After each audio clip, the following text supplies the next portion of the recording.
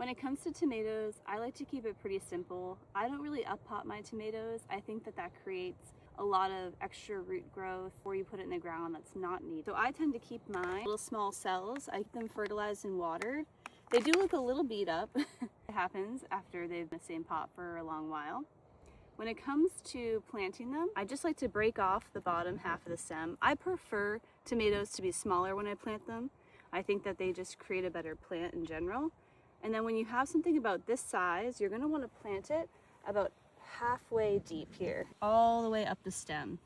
Tomatoes will put out roots all along their stems, and I find that this is really a simple way. I'm not having to up pot my tomatoes all spring long until I can put them in the ground. And it creates a really structurally sound plant because it's putting out a bunch of growth and it's going to create a really strong trunk.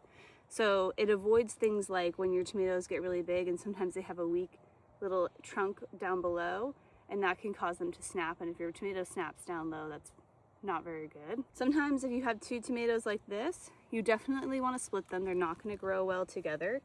You just want to gently pull them apart. These two, you can plant them, they're going to be just fine. You just want to make sure that they are watered and they'll put out really strong roots and they'll be a very happy plant. So keep it simple with tomatoes, keep them fertilized, get them some really good soil, and they're about ready to go into the garden now up here in Maine.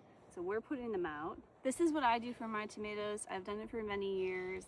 There's many different ways to grow tomatoes, but the key is you just want to make sure that they have some really good soil. You add in any nutrients that you need to so it's not depleted. But other than that, they're simple to grow. Keep an eye on the pests as it becomes warmer, and happy growing.